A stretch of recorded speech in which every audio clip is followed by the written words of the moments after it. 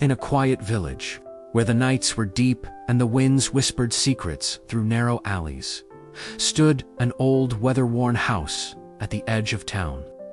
It leaned slightly, as though tired of standing, much like the man who lived inside.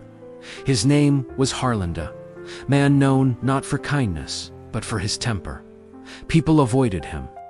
Children crossed the street when they saw him, and within the creaking walls of his home lived the only creature who never left him, a dog named Bramble. Bramble had once been full of life's soft brown fur, bright eyes, and a tail that wagged at the smallest joy. But years under Harlan's care had dulled him. His ribs showed through his coat. His ears twitched at every sudden sound, and yet, despite it all, he stayed. Because Bramble was loyal, Harlan had not always been cruel.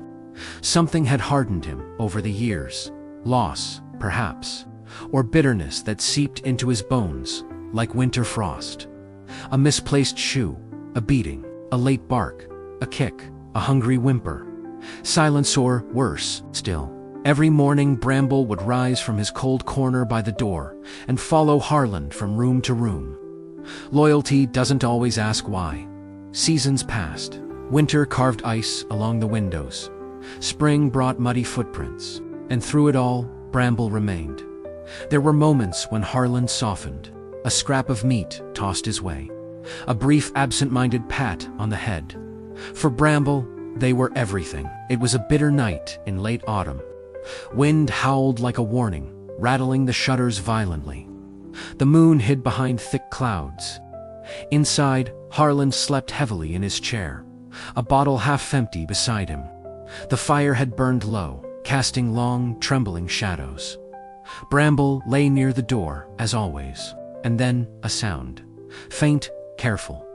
The soft creak of wood where no step should be. The slow, deliberate turn of a handle. The door. Someone was breaking in. Two figures slipped into the house, their faces hidden. They moved like shadows, whispering in low tones, eyes scanning for valuables. Bramble did not move. He watched. His heart beat faster. A choice. For years, this house had been a place of pain, and now, fate had arrived at the door. The burglars moved closer to Harlan, one lifting a heavy object, a blunt, unforgiving thing. Bramble's body tensed. He could stay silent. He could let it happen. No more hunger, no more pain, no more fear.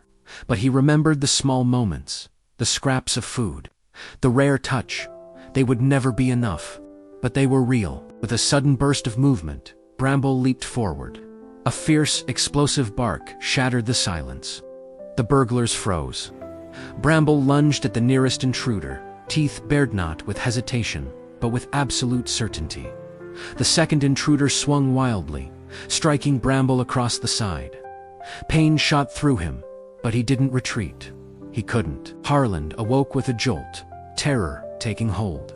What's happening? One of the burglars stumbled. Forget this. They fled into the night. Silence fell. Harlan sat frozen, breathing heavily. His eyes slowly turned to Bramble, who stood in the center of the room, trembling. For the first time in years, Harlan looked at him as something alive. Why? Harlan whispered slowly. Harlan placed his hand on Bramble's head. Not a strike, a touch. Gentle. I don't deserve that, Harlan said. The days that followed were different. Harlan moved slower, as if carrying the weight of realization. He fed Bramble properly, cleaned his wounds. Weeks turned into months. Harlan softened. Regret crept in where cruelty once ruled.